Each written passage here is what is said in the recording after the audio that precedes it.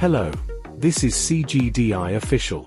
Today, let's explore a no-weld solution for bends issues with the CGDI analog instrument. This first line is used to connect the OBD cable. The next two bundles of wires are both used to connect the EIS, and the labels on them indicate the EIS model corresponding to this wire. If you have this analog instrument, you can read EIS data and calculate SSID without soldering. Just find the cable with a label based on the EIS model, and then insert the found wire into the analog instrument. Okay, please allow me to tell you how to connect. First, confirm your EIS model and choose the matching cable.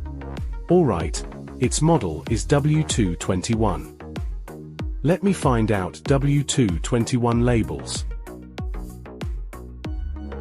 Okay, these two. Second, one end connects to the EIS.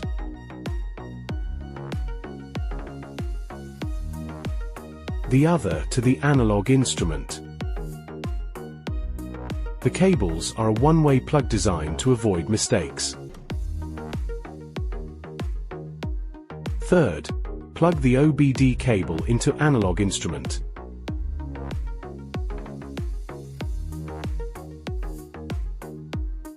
Fourth, another end connects to the CGDI OBD cable.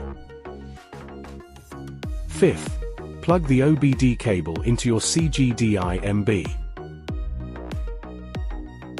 Sixth, supply 12 volts of electricity to the analog instrument.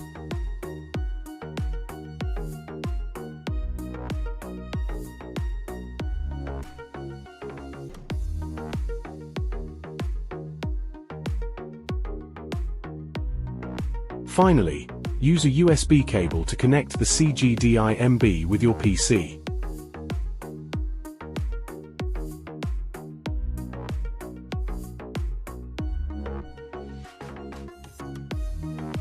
Once connected, you can start reading EIS data instantly. We'll show you how to use the analog instrument with CGDI for all key loss matching in the next video. Thanks.